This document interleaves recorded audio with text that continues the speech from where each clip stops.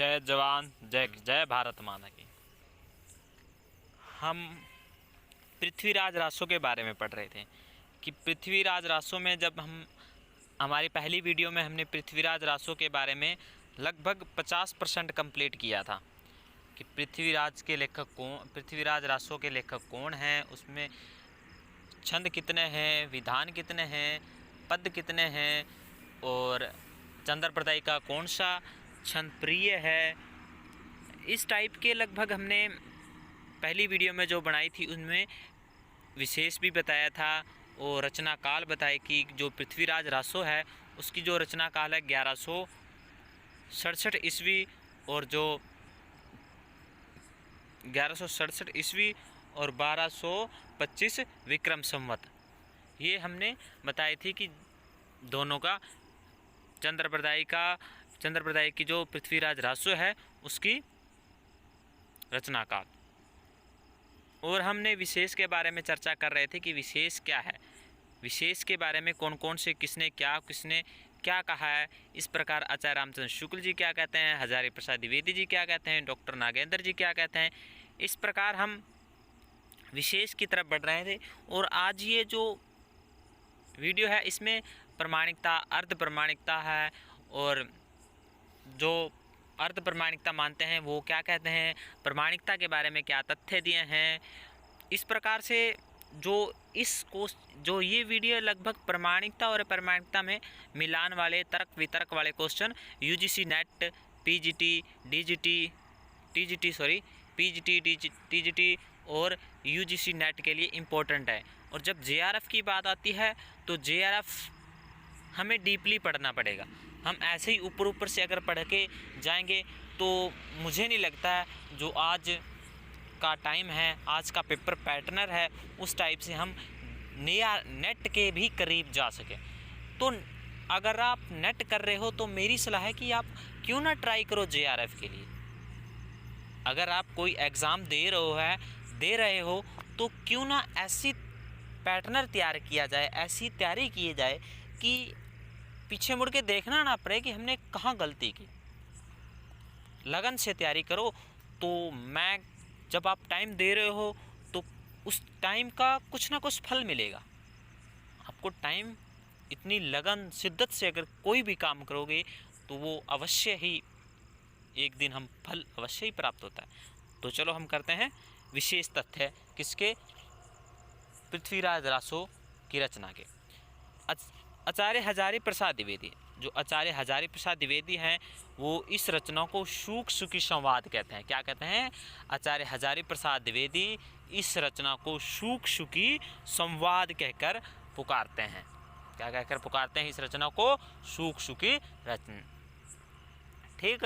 और प्रमाणिकता के आधार पर, यानी कि आचार्य रामचंद्र शुक्ल जी प्रमाणिकता के आधार पर क्या कहते हैं कि जो ये पृथ्वीराज रासो है वो अर्ध प्रमाणिकता है। क्या है? अर्ध प्रमाणिकता। कौन मानते हैं? आचार्य हजारी प्रसाद द्विवेदी। कौन? आचार्य हजारी प्रसाद द्विवेदी से अर्ध प्रमाणिकता मानते हैं।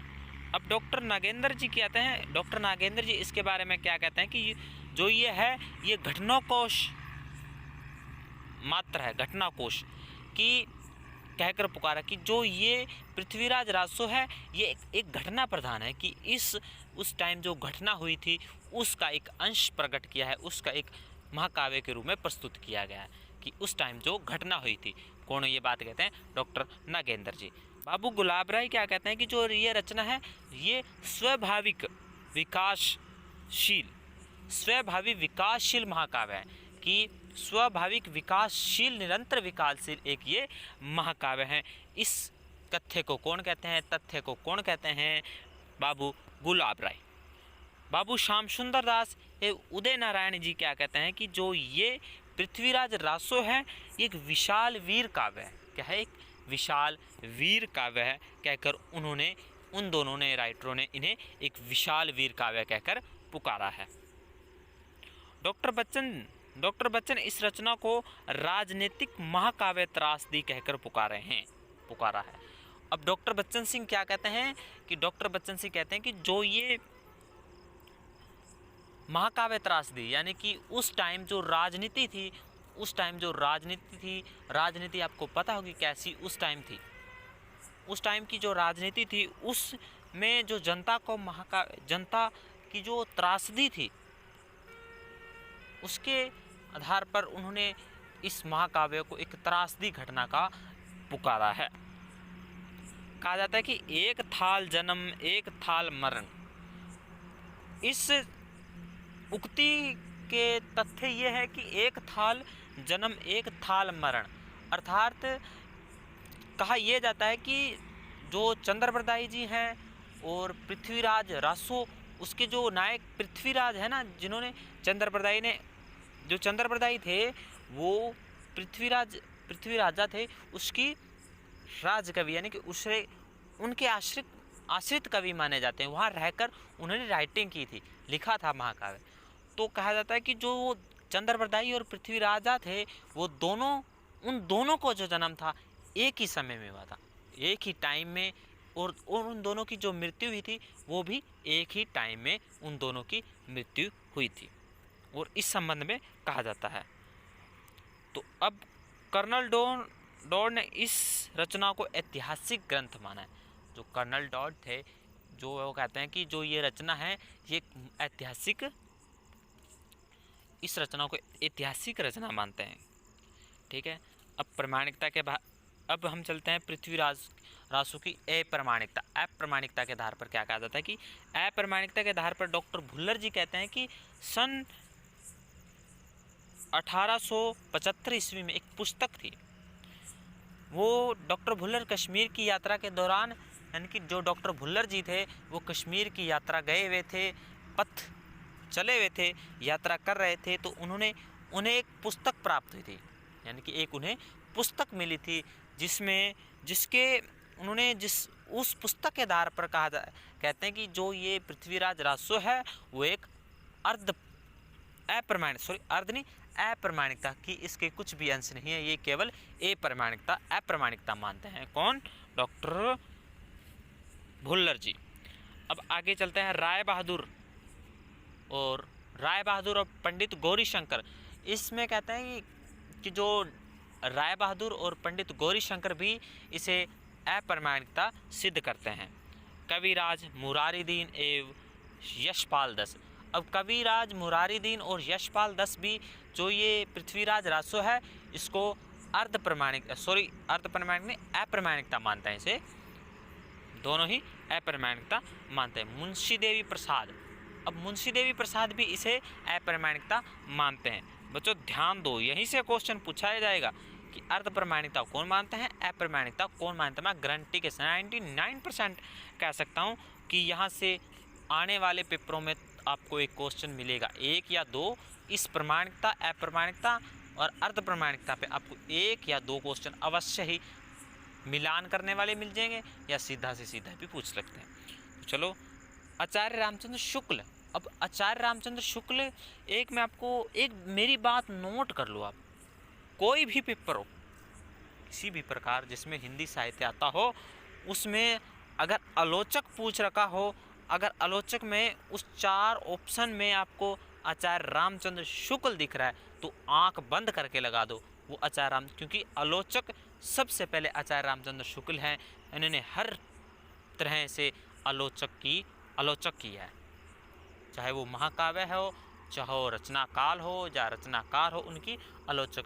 अगर दूसरे नंबर पे कहा जाए तो डॉक्टर रामकुमार वर्मा। ये दो हैं, पहले पे आचार्य रामचंद्र शुक्ल, दूसरे पे डॉक्टर रामकुमार वर्मा। ये दोनों ही आलोचक हैं। अगर शुक्ल ना दिया होगा डॉक्टर तो ये डॉक्टर लगा दें, डॉक्टर रामकुमार, ये दोनों ही हैं। आपको मैं कह दिया, ये पेपर में ना दिखे तो आप आंख बंद करके लगा देना। आगे चलते, आचार्य रामचंद्र शुक्ल इस ग्रंथ के बारे में क्या कहते हैं, जो ये ग्रंथ है ये बिल्कुल ही वो जाली मानते हैं कि जो ये ग्रंथ है ना वो आचार्य रामचंद्र शुक्ल इस ग्रंथ को बिल्कुल ही क्या मानते हैं, कहते हैं कि जो ये ग्रंथ है ये बिल्कुल ही जाली कहते हैं, वो क्या कहते हैं, जाली। अब मोतीलाल मनोरिया भी इस ग्रंथ को अप्रमाणिकता सिद्ध करते हैं कि मोतीलाल मनोरिया कहते हैं कि जो ये ग्रंथ है ये बिल्कुल ही अप्रमाणिकता मानते हैं। हरिशंकर और हीरानंद ओझा। हरिशंकर और हीरानंद ओझा भी जो ये पृथ्वीराज रासो है उसे अप्रमाणिकता मानते हैं कि ये नहीं है।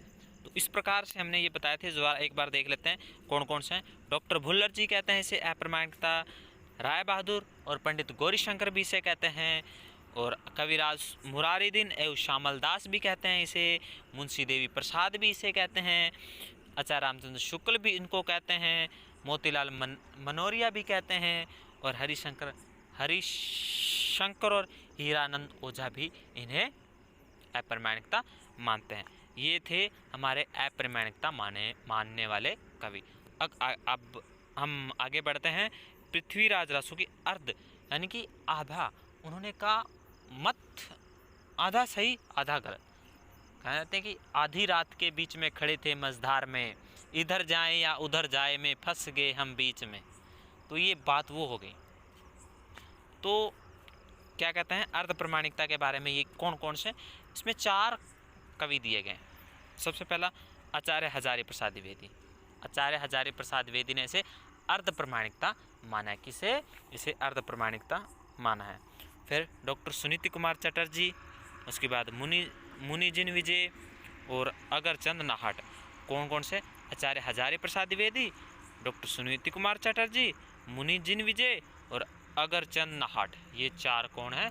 ये अर्ध प्रमाणिकता मानने वाले विद्वान हैं। अब मेरी एक ट्रिक जो मैंने बनाई थी, अच्छी लगे तो देख लेते हैं एक बार। कहते कि मंदिर में मिल रही थी प्रसाद। क्या? मंदिर में मिल रही थी प्रसाद, मुनि को खानी थी चाट। मंदिर में मिल रही थी प्रसाद, मुनि को खानी थी चाट, मगर आ चुकी थी आधी रात। कि मगर आ चुकी थी आधी रात, मंदिर में मिल रही थी प्रसाद, मुनि को खानी थी चाट, मगर आ गई थी आधी रात। तो इसमें जो मेन पॉइंट है उसमें आपको उठा बता देता हूँ। मंदिर में मिल रही थी प्रसाद, प्रसाद से मैंने क्या लिया? आचार्य हजारी प्रसाद द्विवेदी। और उसके बाद मैंने मुनि से क्या लिया? मुनिजिन विजय। और मैंने चाट से ले लिया डॉक्टर सुनीति कुमार चटर्जी। और मैंने अगर लास्ट वाला मगर से ले लिया मैंने अगरचंद नाहट। तो आप ऐसे कर सकते हैं, ऐसे याद आसानी से देख। मंदिर में मिल रही थी प्रसाद, मुनि को खानी थी चाट, मगर हो चुकी थी आधी रात। प्रसाद से आपको आचार्य हजारी प्रसाद द्विवेदी आ गया, मुनि से आपको मुनिचिन विजय आ गया, और चाट से डॉक्टर सुनीता कुमार चटर्जी, और मगर से आ गया अगरचंद नाहट। तो इस प्रकार ये क्या थे? अर्ध प्रमाणिकता मानने वाले विद्वान थे। आगे चलते हैं। अब प्रमाणिकता कौन कौन मानता है? प्रमाणिकता में थोड़े से राइटर ज़्यादा हैं। तो प्रमाणिकता मानने वाले डॉक्टर श्याम सुंदर दास एक इम्पोर्टेंट, मोहनलाल और विष्णुलाल पांड्या दोनों इम्पोर्टेंट, मिश्र बंधु ये भी पूछ सकता है, वहाँ दे देगा आपको, ऐसे दे देगा कि अप्रमाणिकता, ऐसे दे देगा अप्रमाणिकता को ना मानने वाले।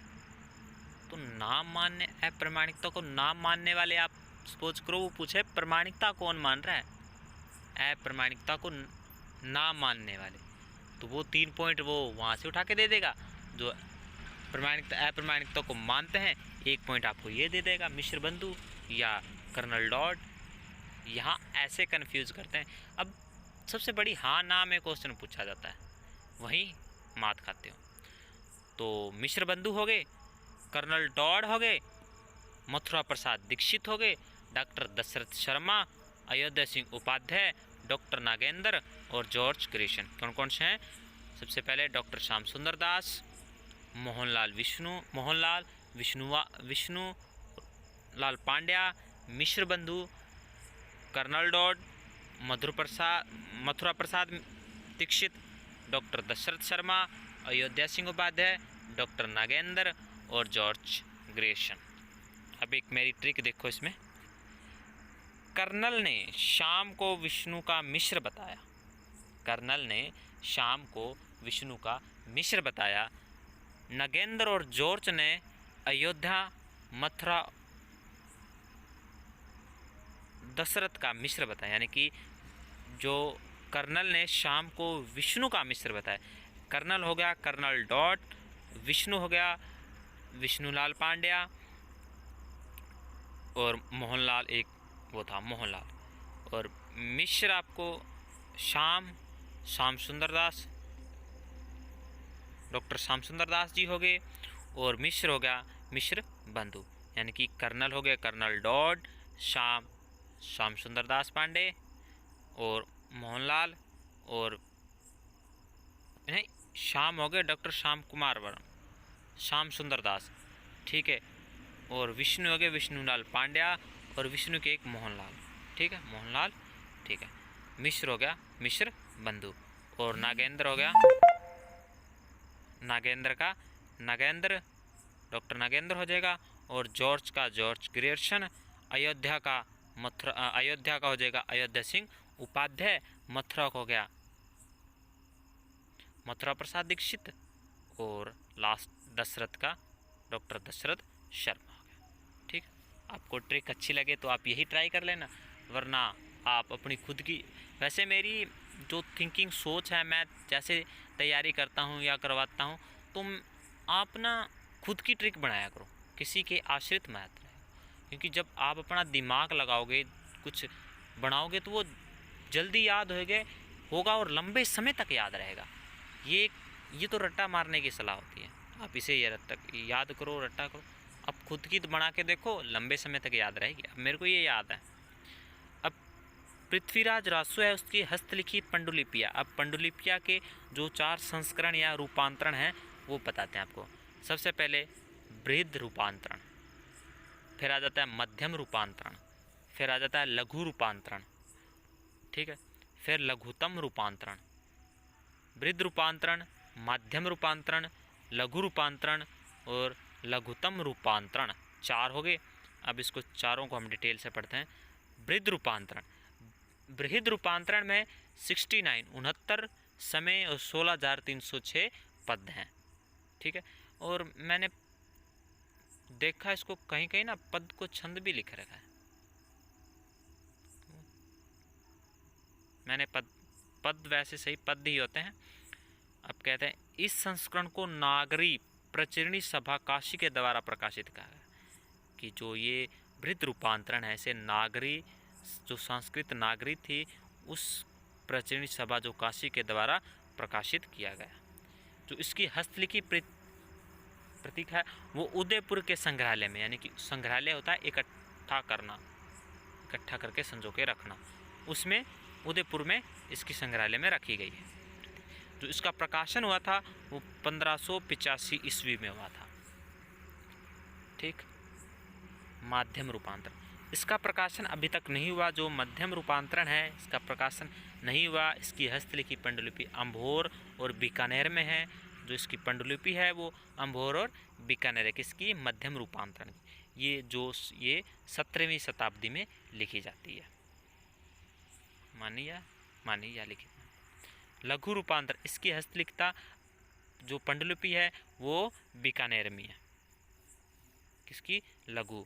अब जो हमारा लास्ट है वो लघुतम रूपांतरण, डॉक्टर दशरथ शर्मा ने इस संस्करण को मूल राष्ट्रकाव्य माना है। जो डॉक्टर दशरथ शर्मा थे उन्होंने इस संस्करण को मूल राष्ट्रकाव्य माना है, किसे, लघु रूपांतरण को।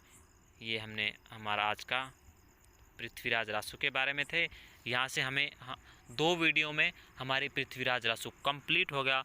और ये आप देख लो 40 मिनट है, 40 मिनट में आपको अगर 3 क्वेश्चन मिलते हैं तो बहुत बड़ी, क्योंकि 3 क्वेश्चन आपको 6 नंबर के लिए चले जाएंगे, और 6 नंबर आपको पता है JRF कंडक्ट करने के लिए आपको 6 और TGT PGT तो आजकल पॉइंटों पे बात चलती है, तो आपको बहुत सहारा देगा ये वीडियो। कैसा लगा video, please comment, like, share, subscribe करके मेरा हौसला बढ़ाएं। और आगे मैं ये सोच रहा कि जो कहानियाँ होगी, उपन्यास होगी, कविताएं होगी, मैं ऐसी बनाऊं, ऐसी कविता पढ़ूं खुद, फिर आपको उससे अवगत कराऊं, जो नई नई कविता पिछले भारतेंदु काल में लिखी, जो आदिकाल में कवि रचनाएं की गई, कविताएं लिखी, उनके बारे में आपको नॉलेज दूं, उनके बारे में आपको बताऊं मैं उसमें क्या कुछ है। तो मैं कोशिश करूंगा एक बार ये कंप्लीट हो जाए, उसके बाद मैं कोशिश करूंगा कि कविताएं या कवियों के विवरण को मैं संक्षेप से बताऊं। धन्यवाद समय देने के लिए। जय हिंद, जय जवान, जय किसान, भारत माता की जय हो।